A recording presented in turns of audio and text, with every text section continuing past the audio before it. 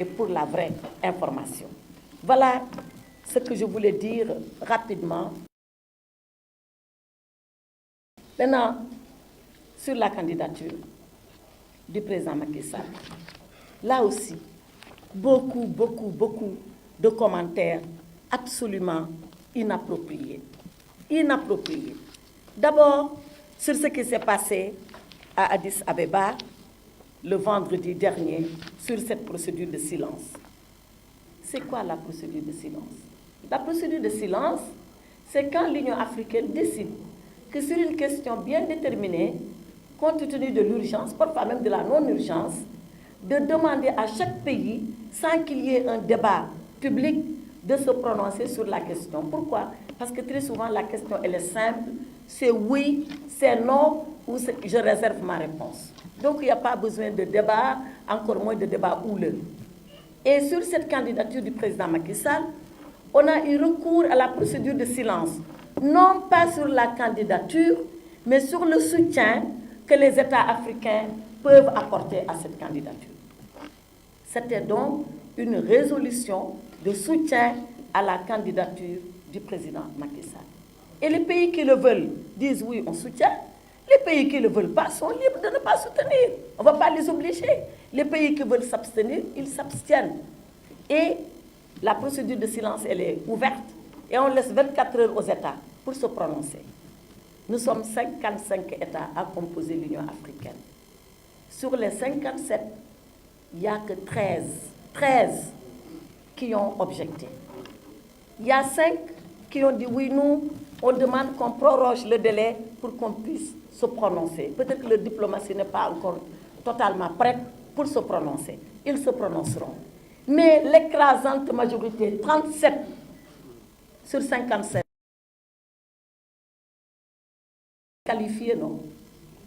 37 sur 55 ont dit oui, on soutient par cette résolution la candidature du président Macky Sall. Alors, 3 niveaux d'observation. Premier niveau d'observation, ce n'est pas la candidature. Je pas même certains qui disent oui, la candidature a été rejetée. La candidature, elle a été déposée depuis le 2 mars. Elle a été reçue par les Nations Unies. Regardez les documents. Vous verrez une certaine Madame Collins. Madame Collins, c'est la porte-parole du président de l'Assemblée générale des Nations Unies. Elle a fait une déclaration publique, télévisée, et elle a dit « Nous avons reçu la candidature du président Macky Sall. » Donc, depuis le 2 mars, cette candidature, elle est actée. Waaw, an ñi fi waxoon du nekk candidat.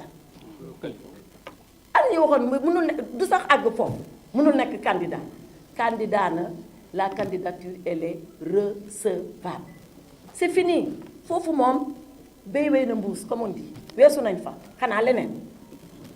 Deuxième chose que nous devons tirer de cette procédure de silence. Comme je l'ai dit, il y a une majorité confortable d'États africains qui ont soutenu cette candidature et qui vont la porter. Parce que comment les choses vont se passer? Là aussi, j'entends beaucoup de choses. Vous savez, pour revenir à l'Union africaine, je dois quand même dire quelque chose. Et excusez-moi de parler de ma petite personne. Ici, au Sénégal, il y a 2 ministres. 2.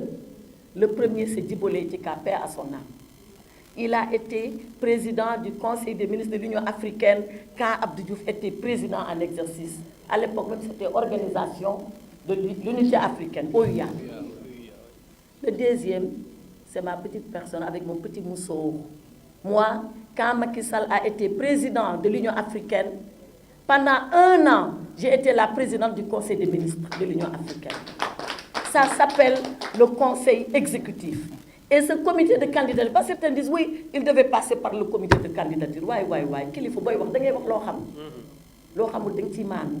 Man li may wax ni, c'est pas des choses que j'ai apprises sur le texte. Non, j'ai été là, j'ai dirigé les séances, je les ai présidées, on a appliqué les textes.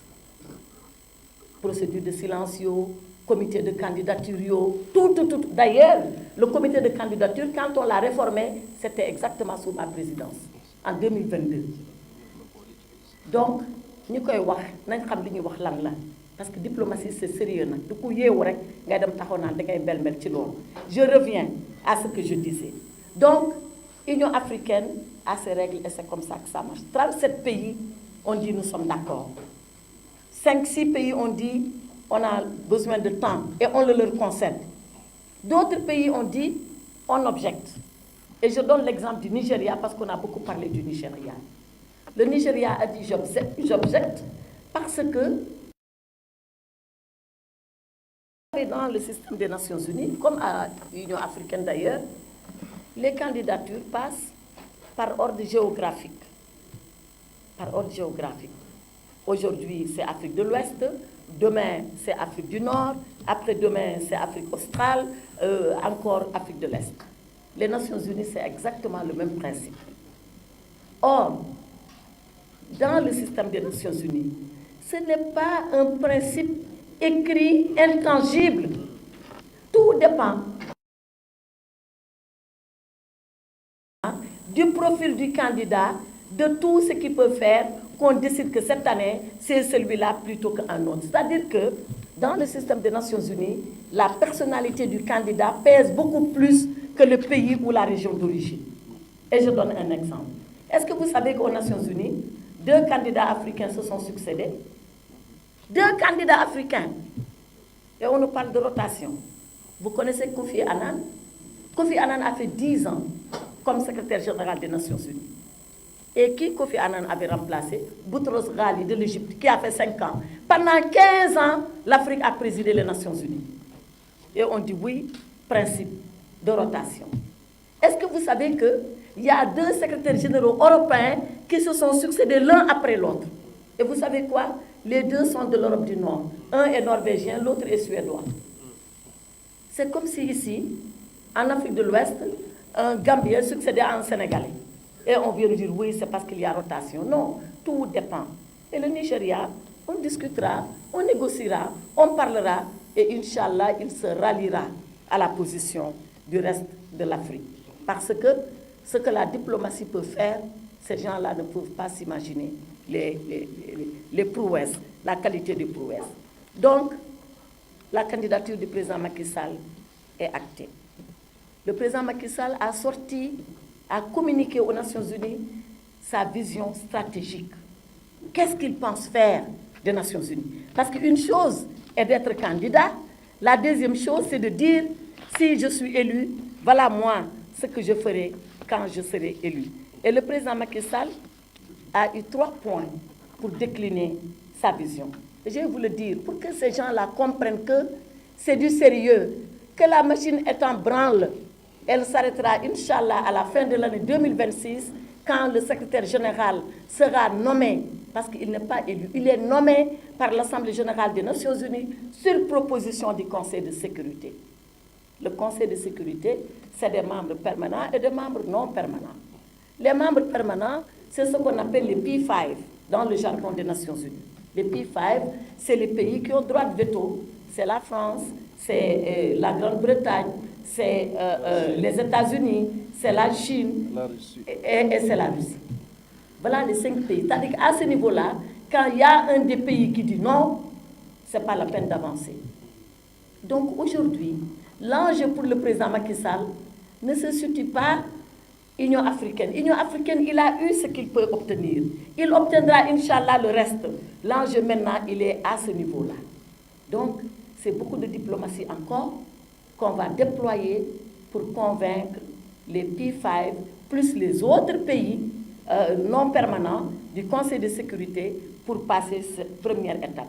Ensuite, maintenant, on ira à l'Assemblée générale qui va ratifier si le Conseil de sécurité propose, qui va donc ratifier la nomination du président Macky Sall. Alors, sa vision. Premier point de sa vision, il dit qu'il veut forger une vision intégrée de la paix et de la sécurité. Rappelez-vous, c'est ça qui a été à l'origine de la création des Nations Unies. Les Nations